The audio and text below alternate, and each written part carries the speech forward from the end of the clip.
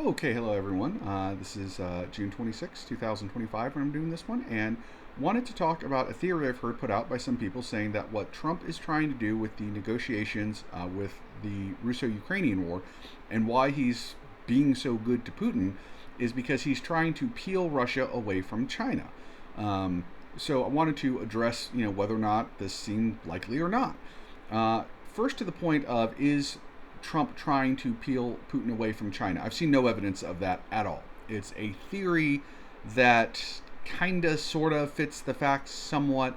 And I think it is my personal opinion. There are some very intelligent people out there who are Trump supporters, and so they are trying to come up with intelligent reasons for the things Trump does. They're imputing their own intelligence there, imputing it to Trump. It's not a terrible theory, but let's assess whether or not that's something that can happen. And the answer I would argue to you is no. And the reason for that is Richard Milhouse Nixon. I know you're, wait, what? Where'd that come from? Okay, so let's talk about that. What does Richard Nixon have to do with this? Well, in the summer of 1969, so think of your Bryan Adams song, Summer of 69, the Soviet ambassador comes to the United States and says, hey guys, we got this idea. We're having a lot of problems with the Chinese. We've actually had some shooting incidents with them. We've had kind of a little mini border war. We really can't stand them. We're thinking, why don't we just go ahead and fire a bunch of nuclear weapons at them? Wouldn't you guys be okay with that? We're just blowing up a bunch of communists. You don't like the Chinese either. They're supporting the North Vietnamese. This is a good idea. It's going to work out really well for everybody. And they went to some other countries as well, and they discussed it with them. And Richard Nixon, heard about that and said, absolutely not. And in October of that year, he informed the Soviets that if they launched nuclear attacks on China, remember, at 1969, China is absolutely the enemy of the United States. He said, we will then nuke 130 Russian cities. And basically, we will annihilate the Soviet Union if you do this. At this point in time, the Soviet Union wisely backs down. Thank goodness.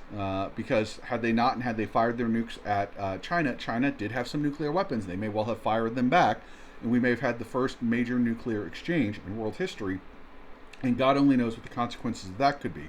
Think the movie War Games. One country starts firing, and pretty soon everybody fires it. I will remind everyone, I covered this in a prior video, in the early 80s, the Soviet Union did a series of war games of the use of tactical limited nuclear strikes against NATO forces. Now, granted, that's a different scenario than what we're talking about here, but I think the principle applies. And their scenario is that their result was that every scenario they ran, every single one, resulted in full release. Everybody fired everything they had. So, thank you, Richard Nixon, for stopping that. Good work, sir.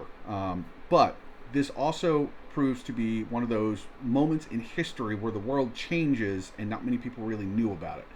Because if you are Chairman Mao and you are his government, you've been thinking it's those damn capitalist Americans who are our number one enemy. But then all of a sudden you're thinking, hold on, it wasn't the Americans who wanted to nuke us, it was the Soviets. And it was the Americans who came to our defense and said, no, you cannot nuke them. Who's our enemy and who's potentially our friend? This, of course, leads to Kissinger going over to China. They do the deal. Nixon eventually goes to China. We begin opening things up. Mao eventually loses power and dies. And Deng Xiaoping, I can never get these names right, begins opening China up more in the 80s. And we end up with the China we know today. But it all starts at this event. Because, again, for the first time, China said, the Americans aren't our enemies. They're our protectors. And the Soviets are not our allies. They're the people who wanted to nuke us. So, this brings us forward to Trump and Putin. To my knowledge, China has not threatened to nuke Putin. So hey, we're the ones who saved you from getting nuked is not really an option that Trump gets to play. More importantly, Russia's largest foreign buyer of their oil products is China. The largest foreign buyer of their natural gas is China. The largest foreign supplier of their machine tool to keep their industrial base going is China. The nation that has provided them the dual-use technologies to keep their military operations in Ukraine running is China. The nation that has really kind of the only one who's provided them any meaningful diplomatic support during their Ukraine invasion, with the exception of Belarus, who's a puppet state, is China. China also keeps the rail link secure so that the North Korean ammunition can get there. Get to Russia for the war. So basically, China is Russia's most important economic and military supporter. I won't go so far as to say that they're allies. they're doomed to inevitably go to war with each other because in the late 1850s, 1860s, the Russian Empire, the Tsarist Russian Empire, took several provinces north of the, say this right, Yamur River in Siberia that had historically belonged to China. The Chinese to this day are still pissed about that, and they want them back. Xi Jinping has his government's released maps showing them as Chinese territory. He's publicly stated he wants them back. Ultimately, inevitably, China and Russia will go to war. It's not happening anytime soon. If you're China, why would you rush? Let the Russians bleed themselves out completely in Ukraine. And maybe if you get really lucky, they get stuck in a war in Poland, and then you can just roll in and take them. There's nothing the Russians can do about it. You do also have to worry about the Russian nuclear arsenal, so you got to let that degrade a little bit more. But the point is Trump going to be able to take them? No. Now you may say, but hold on, Dims. He could come in and he could do, it's my name, he could come in and he could do trade deals with the Russians. Well, what has Russia got to sell? Oil? We're the largest oil producer in the world. Natural gas? We're the largest natural gas producer in the world. We're an exporter of both, by the way. Oh, food. They are a big food grower. They have that big wheat belt runs all the way from Eastern Europe all the way to the Pacific Ocean. Well, who's the largest food exporter in the world? The United States. Fertilizer. They have potash. There's only 2 places in the world to get potash in large quantities. Russia is one of them, and Canada is the other. And the United States gets 80% of its potash from Canada. So at this point, you'd be talking, timber, by the way. Russia's a big timber exporter. Well, the United States has massive timber reserves, and we have Canada to our north. You may have seen, if you've been out hiking, you see someone wearing a jacket, you see it has the name Taiga, Taiga. Taiga is actually the name of a belt of forests that surround the northern latitudes. Think of it as subarctic forests. The Taiga runs all the way through Canada. Canada has trees. Oh, and by the way, we have Brazil just to our south. The United States does not need Russian lumber. Now, they do have a lot of metals, although we do have free trade agreements. Again, the United States produces a lot of its own metals, and we have free trade agreements with countries like Canada and Australia, although Trump is currently trying to get rid of those. So the idea would be we'd have to get rid of our metals trade, both domestically and with Canada and Australia, to replace it with the Russian metals trade. I just don't see that happening.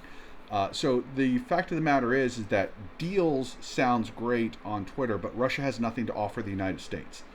Now, they do have a lot to offer Donald Trump. They could build a Donald Trump hotel in Moscow. They could build one in St. Petersburg, sorry.